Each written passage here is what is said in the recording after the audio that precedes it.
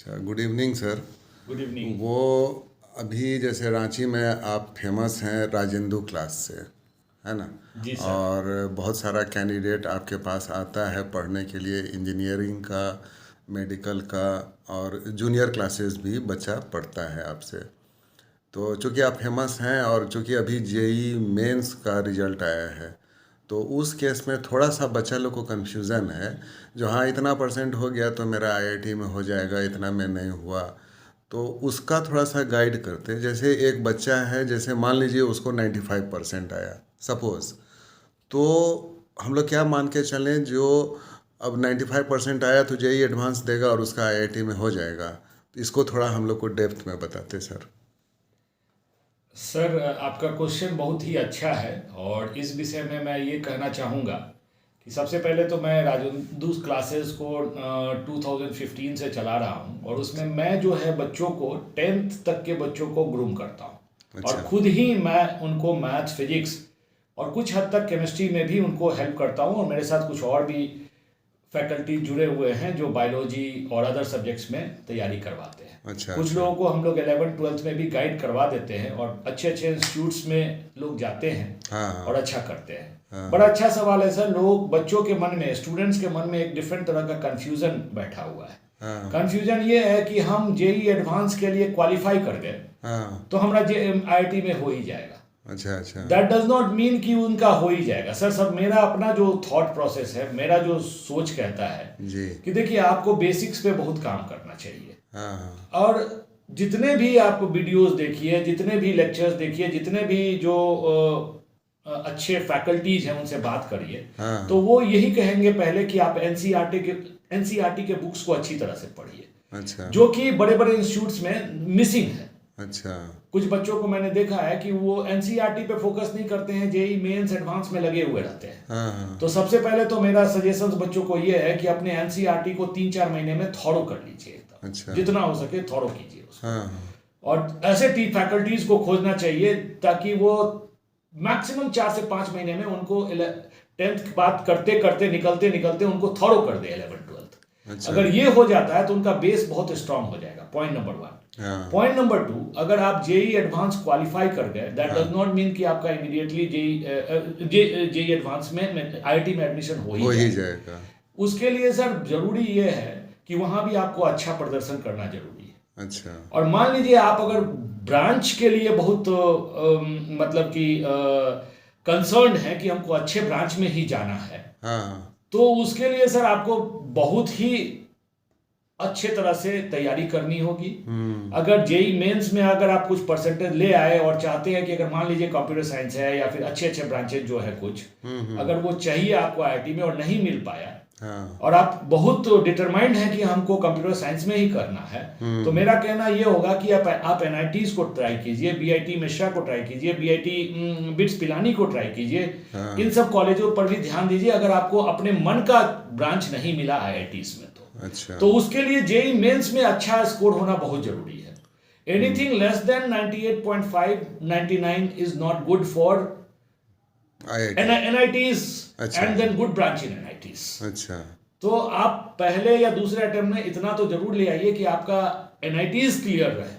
नहीं, जैसे मेरा ये कहना था, जी जैसे सर। फर्स्ट अटेम्प्ट किया सपोज, जी सर। 95% लाया, ठीक। कोई बात नहीं, ठीक और है। हम सेकंड को छोड़ देते हैं, मान लीजिए ये जेई एडवांस दिया, सपोज करिए इसका नहीं हुआ, तो उसके बाद इसको कौन सा कॉलेज मिलने का देखिए चांस सर, रहता है? बहुत अच्छा क्वेश्चन है सर। इसमें क्या है कि अगर आप 95% कोई बच्चा लाया, वो ठीक। क्वालिफाई तो कर गया, हाँ जेई एडवांस देगा वो। हाँ दो बात है, या तो जेई एडवांस में वो बहुत अच्छा कर जाएगा, वो एडवांस के पर्सपेक्टिव से तैयारी कर रहा होगा तो हो सकता है कि जेई बहुत एडवांस अच्छा। बहुत अच्छा कर लेगा, तब आईआईटी। तब तो हाँ आईआईटी उसको मिल गया। हाँ लेकिन अगर जब आईआईटी नहीं मिला हाँ। तब क्या होगा?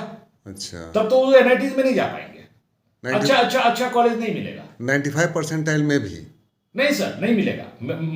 देखिए, अब डिपेंड करता है कि बच्चा का क्या चॉइस है, हाँ पेरेंट्स का क्या चॉइस है। चलिए पेरेंट्स के चॉइस को हटाइए, बच्चा का क्या चॉइस है। हाँ कुछ बच्चे बड़े बड़े कंसर्न रहते हैं कि हमको इसी एरियाज में करना है, ये करना है। बहुत मतलब बच्चों पे भी डिपेंड करता है। अगर कोई बच्चा अगर ये सोच के बैठा हुआ है कि हमको यही करना है, हाँ हाँ। तो उसको तो अच्छा परसेंटेज चाहिए ही चाहिए। अच्छा अच्छा। और अगर नहीं परसेंटाइल है तो वो कहीं एडमिशन ले लेगा। देन अगेन कम्स कि अब भाई आप जा रहे हैं, देखिए बहुत मैटर करता है इंटरव्यू के टाइम। अब इंटरव्यूअर डिफरेंट तरह के होते हैं। अगर कंपनी में, चूंकि मैं 12 साल तो सॉफ्टवेयर में काम किया हूँ। आप कहाँ थे सर इससे पहले? जैसे इससे पहले हम सर कंप्यूटर साइंस कॉर्पोरेशन में काम किए हैं 4 साल। 1 साल टीसीएस के साथ भी थे स्टाफ ऑगमेंटेशन प्रोसेस से, और 8 साल करीब हम कैपजेमिनी में काम किए हैं एज ए सीनियर मैनेजर। अच्छा। उससे पहले सर हम असिस्टेंट इंजीनियर मैकेनिकल इंजीनियरिंग में करने के बाद असिस्टेंट इंजीनियर मैकेनिकल के रूप में ग्वालियर और भरूच में काम कर चुके हैं।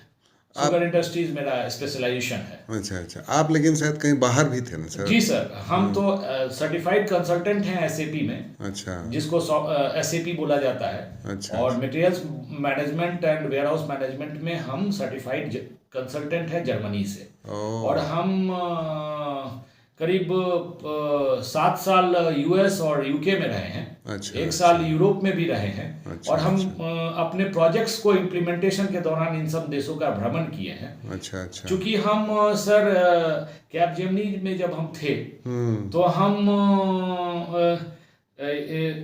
कैंपस रिक्रूटमेंट प्रोसेस को भी देखते थे। अच्छा अच्छा। और ये सारे एनआईटीज और अच्छे अच्छे कॉलेज जो भुवनेश्वर और नॉर्थ रीजन को हम लोग रिप्रेजेंट करते थे। अच्छा अच्छा। तो कैलकाटा के कॉलेजेस में जाते थे। तो देखिए, जब हम लोग बच्चों के सामने बैठते हैं तो कुछ इंटरव्यूअर का ये पर्सपेक्टिव रहता है कि हमको अच्छा कॉलेज का ही बच्चा उठाना है। अच्छा अच्छा। तो इसमें तो सर आपको कॉलेज तो पहले आप अगर बहुत डिटरमाइंड हैं और बहुत सोचे हुए हैं कि नहीं हमको अच्छा करना है, तो फिर आपको बहुत डिटरमाइंड रहना पड़ेगा कि हमको फलाने ब्रांच में ही चाहिए। I want to do in this branch only, I don't want to do in any other branch. वो बहुत क्लियर आपका रहना चाहिए। मतलब ब्रांच भी डिपेंड करता है। बहुत इंजीनियरिंग और मेडिकल में यही अंतर है जो मैंने एनालाइज किया है सर, कि मेडिकल में आपको बस एक सीट चाहिए। अच्छा। चाहे वो किसी कॉलेज में मिल गया, आप एमबीबीएस कर लीजिए, फिर तो आप एक डॉक्टर तो बन गए। देन आफ्टर एमबीबीएस आपको पीजी वगैरह का फिर देखना पड़ेगा कि कहाँ करना है, नहीं करना है, किस एरिया में करना है। अच्छा अच्छा। इंजीनियरिंग में at the time of entrance ही हमको देखना पड़ता है कि हमको कॉलेज क्या मिला और ब्रांच क्या मिला। अच्छा अच्छा। क्योंकि एक बार जो ब्रांच मिल गया आप उसको 4 साल के बाद पीजी में नहीं चेंज कर सकते। That happens only in US की even if you are a mechanical engineer in India और जीआरई आप देते हैं यूएस का, तो फिर जीआरई लिख के आप वहां पे जाइए कंप्यूटर साइंस में चले जा सकते हैं। लेकिन what are the chances? You have to compete with the people those who are there in the computer science branch. तो थोड़ा तो देखिए, मैं ये नहीं कहता हूं कि नहीं हो सकता है, बट चैलेंजिंग तो बन ही जाता है। तो मेरा बच्चों से यही दरखास्त है, रिक्वेस्ट है कि शुरू से ही आप प्लान रहिए। कोई भी ब्रांच खराब नहीं है। अब जिनको कोर एरियाज में जाना है, सिविल में जाना है, इलेक्ट्रिकल में जाना है, मैकेनिकल में जाना है, तो even at the score of 98, 97 you can get good NITs also. अच्छा। और एडवांस में अगर कुछ अच्छा भी रैंक भी है तो अगेन ये फिर लोगों का इंडिविजुअल चॉइस है। कुछ बहुत लोग का मन होता है कि नहीं हम विदेशी जाए रहे, मतलब अब सॉफ्टवेयर में ही काम करें। आज के दिन में सर छोटे बच्चों से जब भी बात कीजिएगा तो कहेगा कि I want to be a software developer. तो developer means you have to be a good engineer in software development. वो सब तो बहुत अर्ली फेज है, बाद में तो आपको बहुत आगे तक जाना है। तो अच्छा। यही बात है सर। सर एक लास्ट क्वेश्चन जी था। सर। जो अगर बच्चा सीएस लेना चाहे तो आईआईटी में कौन सा आईआईटी आप सजेस्ट करते हैं? सर जैसा हम सीएस लेना चाहते हैं, जैसे हम सर यहाँ पे एक बड़े अच्छे कॉलेज है, मतलब कॉलेज बोल रहे हैं, सर का इंस्टीट्यूट है जो कि मेरा बच्चा खंडेलवाल सर के अंदर भी कोचिंग ले रहा है अभी। अच्छा अच्छा। के खंडेलवाल सर के अंदर में, जो हमारे फैमिली फ्रेंड भी हैं।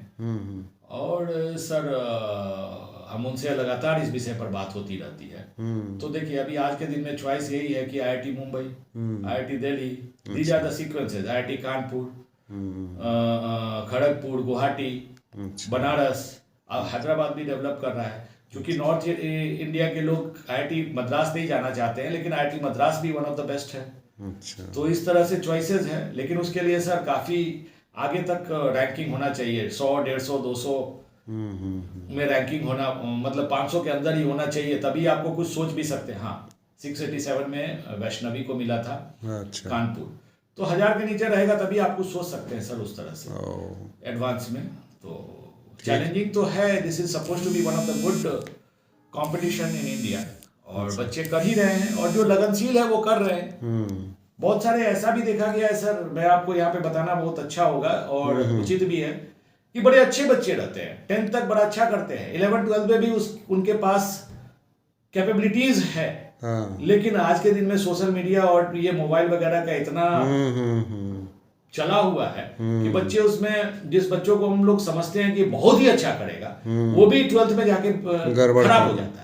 वो तो सर आप भी एक खुद कंप्यूटर के टीचर हैं और अच्छे स्कूल में हैं, आप भी इस चीज को देख रहे हो। नहीं, सही सही कह रहे हैं। तो ये सब है बात, और इसको एनालिसिस करना चाहिए। मैं तो बहुत बच्चों को काउंसलिंग भी करता हूँ। कुछ बच्चे अभी इस साल भी 2-3 बच्चे कोटा से आए हैं जो मेडिकल में वहाँ गए हुए थे जी। एक है, तो उन लोगों को भी मैं गाइड करता हूँ। पहले तो उनके बेसिक्स पे वर्कआउट करवाता हूँ, लोगों को बोलता हूँ कि नहीं, पहले वर्कआउट करो बेसिक्स पे, पहले उनको कहता हूँ कि एनसीईआरटी का वर्कआउट करो, एनसीईआरटी पे काम करो अच्छे से। मेन फोकस एनसीईआरटी करना चाहिए। केमिस्ट्री के लिए तो मैं जितने भी टीचर से बात किया हूँ सभी यही कहते हैं कि सर एनसीईआरटी अच्छे से करवाइए, और बहुत जितने बच्चों से मैं पूछता हूँ तो कहता है कि एनसीईआरटी पढ़े नहीं है ना, ये गड़बड़ है। और पूरा सर आप देखिए, एनालिसिस मैंने देखा है इस बार का कि मेंस में केमिस्ट्री में जितने भी क्वेश्चंस आए हैं, they are only based on the NCERT and simples, even though students are not able to get the good score 84 85 80 percentile पे रह रहा है,